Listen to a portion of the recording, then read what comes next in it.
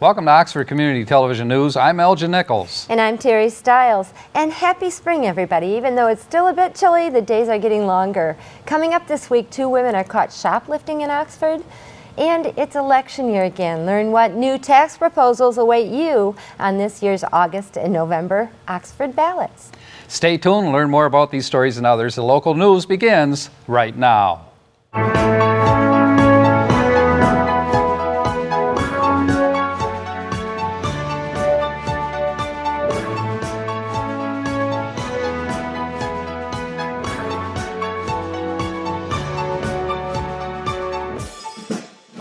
Officers were dispatched to a store in the 900 block of North Lapeer Road where 2 female subjects, an adult and 1 juvenile, were caught by store surveillance placing items from the cosmetics department into purses and trying to check out without paying for them. Police issued a citation to the adult for third-degree retail fraud, and the juvenile was released to her father, who was told that a report would be given to the prosecutor for future action. After her arrest, a local woman was given an unpleasant invitation to court after a routine stop for an improper vehicle plate. Officers discovered the woman had no Michigan's driver's license due to the suspensions that she's received previously and no registration for proof of insurance. She was written citations and then given a court appearance date prior to her release from custody.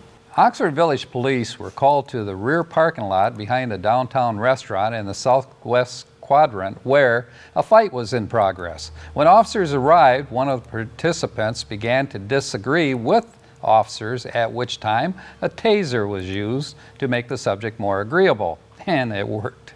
In the upcoming August election, voters will be asked in essence to replace a soon-to-be expired 1.65 bond millage. The millage is intended to finance a new Oxford Community Center. Oxford's Parks and Rec Department wants to build and equip a nearly 70,000 square foot bi-level community center for adults, senior citizens, and youth. The proposed location would be at the Stony Lake Park on Lapeer Road. Cost of the project is an estimated over $25 million.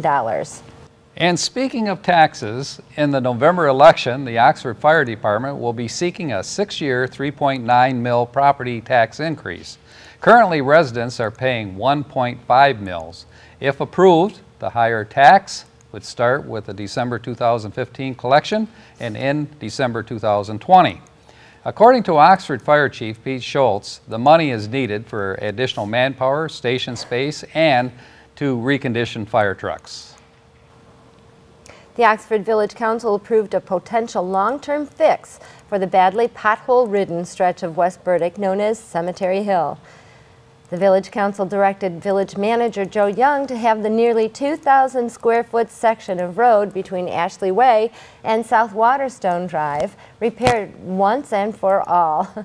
To completely repair the roads, including curbs and water drainage, will cost an estimated nearly $600,000. State Representative Brad Jacobson is aware of the Burdick Street problem and is currently trying to help the village receive a state grant worth nearly $400,000. That would really help.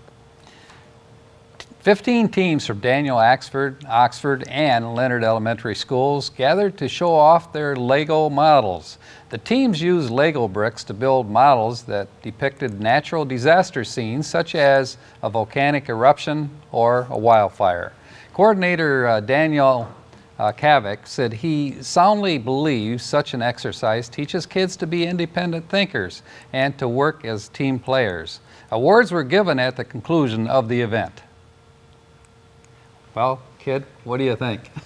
I'll tell you what, speaking of potholes and spring, happy spring by the way, we're all looking out for those potholes and driving around them and really focused on what we're about to run into, and we really need to start thinking motorcycles. I'm reading on social media all week long that people are looking forward to going out now that the weather is getting better, and better to them. It's 30 degrees right now, but it's something that we all need to really think about. Well, can you imagine those motorcyclists trying to come down what they call Cemetery Hill? And by the way, I think it probably should be changed to Pothole Hill. Yes, I agree with you.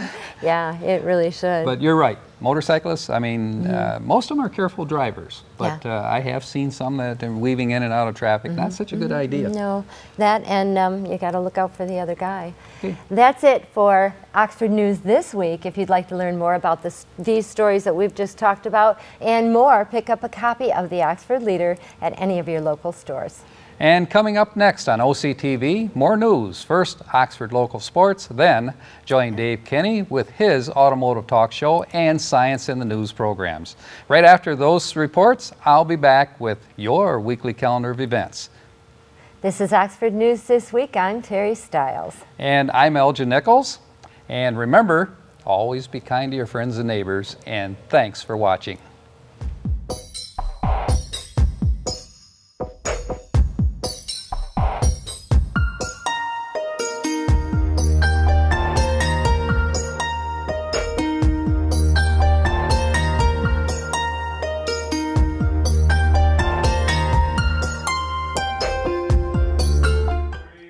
Welcome to this edition of Auto Talk. I'm Dave Kenny, and these stories are taken from the publication Automotive News. In our first story, Chrysler Group executives believe their redesigned Chrysler 200 is good enough to replace its predecessor and the Dodge Avenger and still gain in the crowded midsize sedan segment. The new 200, riding on a Fiat-derived platform and sporting a 9-speed automatic transmission with available all-wheel drive, advances the ride design and performance of the outgoing 200. The new 200 has the same platform as the Dodge Dart and the Jeep Cherokee and shares many parts with those nameplates. The base LX model starts at $22,695 and features a 184 horsepower 2.4-liter inline-4. Next up the ladder is the Limited, starting at $24,250, which the company says will be the best seller. Consumers seeking leather seats and Chrysler's 8.4-inch Uconnect infotainment system will have to move up to the S trim level at a starting price of $25,490. Also optional on the S is an all-wheel drive system that automatically disconnects the rear differential and drive shaft when additional traction isn't required. A new top-level C trim adds interior luxuries such as wood grain instrument bezel for a starting price of $26,990. Maxed out, an all-wheel drive 200C with the optional 295 horsepower 3.6-liter V6 will run nearly $39,000, executives said. The 200 has new exterior styling that Chrysler executives say greatly improves aerodynamics and fuel economy. Chrysler brand chief Al Gardner said that although the EPA has not yet rated the 200's fuel economy, he expects the car to get 35 miles per gallon on the highway. Inside the cabin, the 200 shines. The rotary dial gear shifter, radio, and temperature controls are mounted between the center stack and the center console. A sliding cup holder allows access to large storage spaces between the front seats. Entry into the back seat is extremely compromised by the 200's shortened wheel door openings, forcing occupants of even moderate height to duck their heads through the lowered sill. But still, it's a great-looking car. And at General Motors is creating a family of more fuel-efficient small engines that it says will be quieter and more refined than those found in some rival models. The suite of engines will consist of 11 power plants ranging from a 1-liter turbocharged 3-cylinder to a 1.5-liter turbocharged inline-4. GM's new engines, unveiled at the company's sprawling power engineering headquarters in Pontiac, will have aluminum blocks and heads. They are modular, meaning that they can all be built on the same production line. GM is not saying when it will launch the new Ecotec engines in North America or which vehicles they will power. But Chevrolet's small cars, which generally lag the fuel economy of key rivals, are likely to be the first to receive the engines, which will have, by the way, double overhead cams with 4 valves per cylinder, water-cooled exhaust manifolds that enable faster warm-ups, and the car's heater to deliver warm air quicker. Variable oil pumps that save energy by delivering only the amount of oil the engine needs based on speed, load, and temperature. And piston cooling jets to control piston temperatures. Variable valve timing, which adjusts the opening and closing of the intake and exhaust valves and enables the engine to run more efficiently at different speeds. The engines will be built in Michigan, China, Hungary, Mexico, and South Korea. The company recently invested $200 million in its Flint plant to tool up for at least one of the variants of this engine. Wow. On the legal front, Toyota Motor Corporation, which agreed to pay $1.2 billion to end a criminal probe that led to the recall of more than 10 million vehicles, received approval of the deal from a U.S. judge who said the case is an example of how corporate fraud can kill. The accord is the largest criminal penalty imposed on an automaker in the United States, Attorney General Eric Holder said. As part of the settlement, Toyota admitted wrongdoing and agreed to pay the penalty and submit to rigorous review by an independent monitor.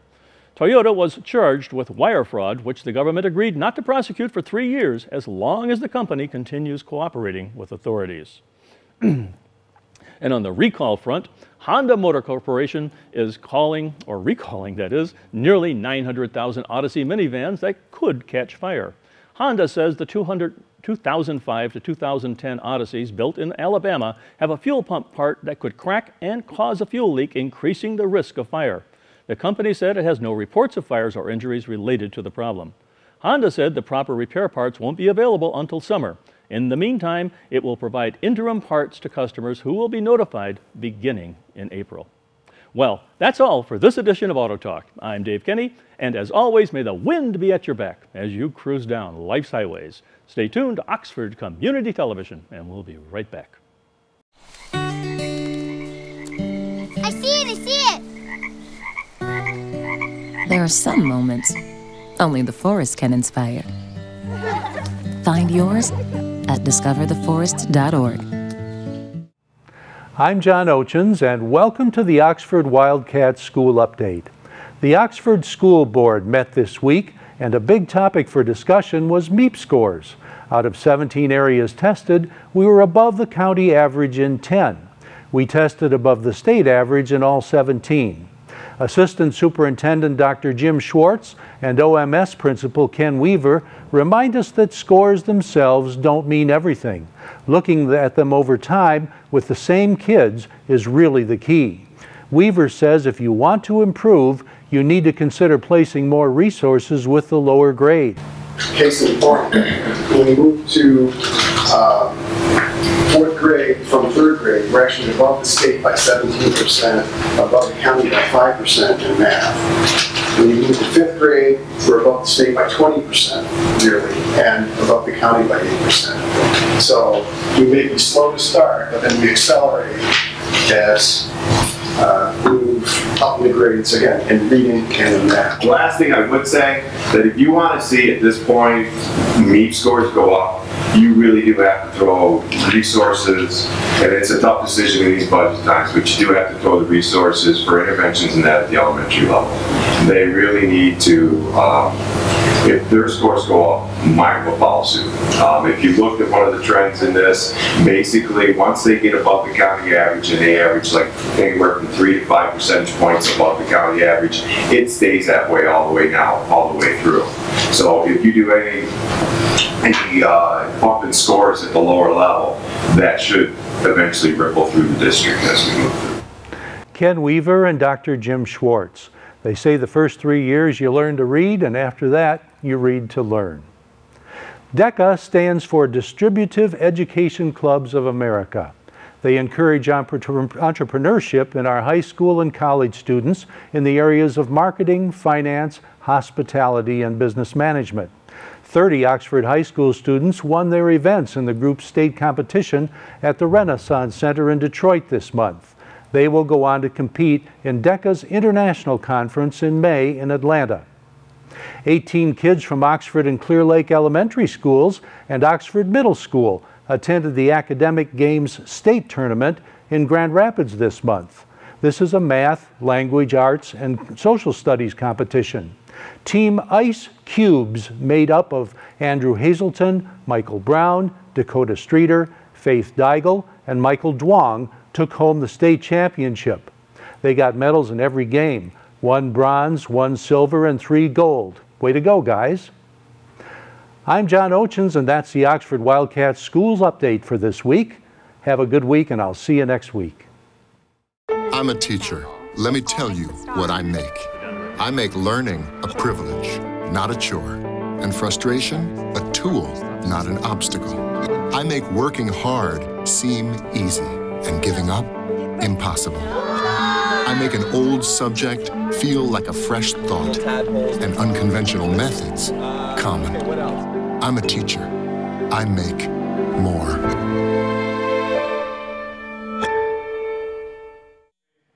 Welcome to Science in the News. I'm Dave Kenny, and these stories are taken from the publication New Scientist. Well, when you're called Facebook, this is a no-brainer. The social network's researchers have built DeepFace, an algorithm that can pick out a face out of a crowd with a 97.25% accuracy. That means it's almost as good as we are at recognizing a face. Yaniv Tegman and colleagues at Facebook's Artificial Intelligence Lab created a 3D model of a face from a photo that can be rotated into the best position for the algorithm to start matching. Then, they used a neural network that had been trained on a massive database of faces to try and match the face with one in the test data set. The team achieved 97.25% accuracy on the test data set that contained more than 13,000 images of faces collected from the web. That falls just fractionally short of the best that humans can do. A test with real people recruited on Amazon's Mechanical Turk crowdsourcing site managed 97.5%. Facebook's neural network was trained on a dataset of more than 4 million images containing more than 4,000 separate identities, each one labeled by humans. The researchers don't say where this massive dataset of faces came from, but it's safe to assume that Facebook users are the source. Yikes. Details will be presented at the Computer Vision and Pattern Recognition Conference in Columbus, Ohio in June. And what could Facebook do with this level of face recognition? They could identify every one of your friends in all of your photos, says Christopher Keenan of the California Institute of Technology. This would let them know who your real friends are, people you actually hang out with in the real world. It's getting closer, folks. Whoa. Well, in our next story, in the jungle, with their massive eyes, tarsiers are high on most people's cute list. But extreme cuteness comes at a price. The eyes are so big that each eyeball at 16 millimeters in diameter takes up the same volume as the entire brain. The skull is madly shaped to accommodate this arrangement, and the eyes themselves are so big they can't move. If the creature wants to look somewhere, the entire head moves instead. It can rotate owl-like through 180 degrees. This one, a spectral tarsier, lives in Tangkoko National Park in North Sulawesi, Indonesia. As nocturnal hunters, their hearing is as good as their vision, and they are the only primate to communicate in ultrasound.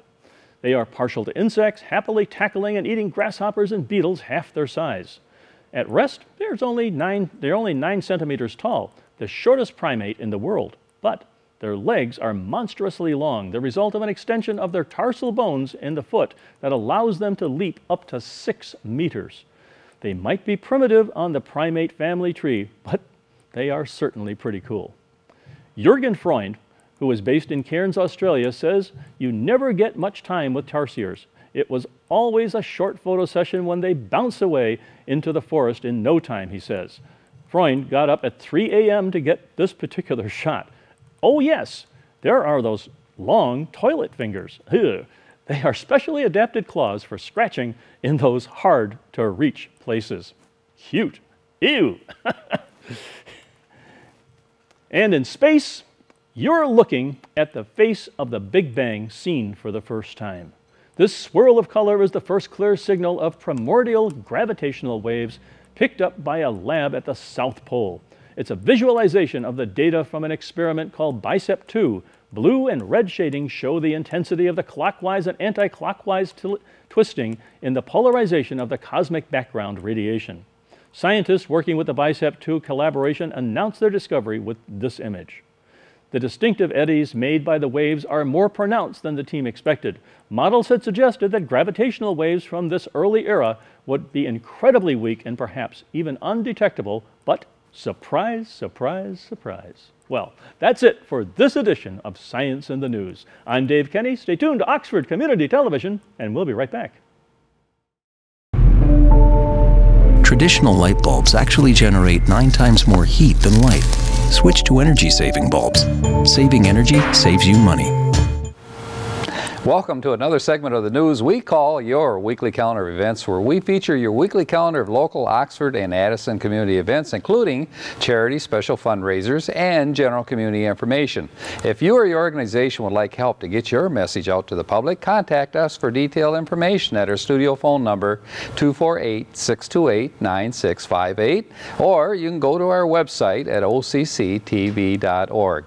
Now, Saturday, March 29th, 8:30 a.m. to 2:30 p.m., held at the Oxford Elementary School, 109 Pontiac Street, Oxford, you're invited to an indoor garage sale. The sale will benefit the Oxford High School project graduation and the seniors on party night. Sponsors are also looking for donations for sale, so if you would like to help, call 248-535-4311. St. Joseph's School, located at M24 Lake Orion, has 2 paid job opportunities available. 1 part-time preschool aide position from 11 a.m. to 1 p.m. daily, and 1 substitute teacher position, 8 a.m. to 4 p.m. or as needed. For more information, call 248-693-6215. Also, another job opportunity, St. Benedict Monastery is looking for an all-around maintenance person for a 2 to 3 day a week with experience in plumbing, heating, carpentry, and electrical repair. For more information, contact Father Damien at 248-778-8336. If you enjoy folk music, then you will enjoy the Folk Ensemble at the Oxford Public Library, Pontiac Road, on Sunday, April 27th from 2 to 3 p.m. Enjoy an afternoon of folk music with a local group featuring the dulcimer, auto harp, accordion, and bass guitar, and other instruments. That date again is April 27th, and for more information you can call 248-628-3034. On another note, the Oxford Public Library will be hosting in December 2014 the Traveling Smithsonian Institute exhibit, The Way We Worked. Our library director, Brian Cloutier, is looking for an experienced persons to lead guided tours through the Smithsonian Art exhibit. If you're interested, call 248-628-3034. That's a ways off, but it'll be here before you know it. If you have a local business, or if you are an individual or an organization wishing to show your support for our local Oxford school, sports, music, concerts, or any of the many programs broadcast from our TV station, you could become a sponsor of or an underwriter of OCTV. A promotional television spot would be created along with recognition given to you by our sports announcers during the event. It's easy and it's inexpensive. For more information, contact our TV station manager, Bill Service, at 248-628-9658, or you can send a message of interest to Bill's email address, manager@occtv.org. We at Oxford Community TV would like our television viewing public to learn more about your club or organization's special upcoming event or charity. So if you would like to get your special event mentioned on our television show, call us at 248-628-9658, or you can go to our website at occtv.org. And just one final reminder, you can locate our OCTV program schedule by going to our website, occtv.org, and clicking on Schedule. There you will find a list of OCTV broadcast programs, dates, and times.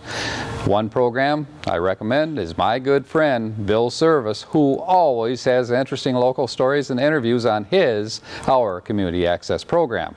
Check it out. This is Oxford Community Television, OCTV. I'm your host, Elgin Nichols, and we invite you to join us again for the next segment of your weekly calendar of events.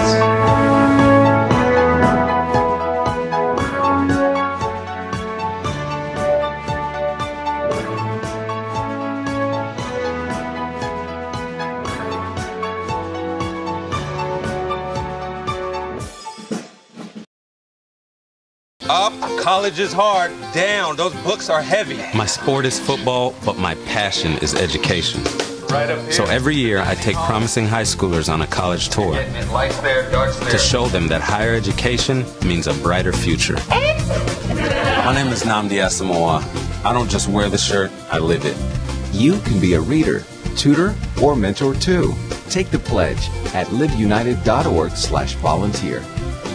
Do you wear this?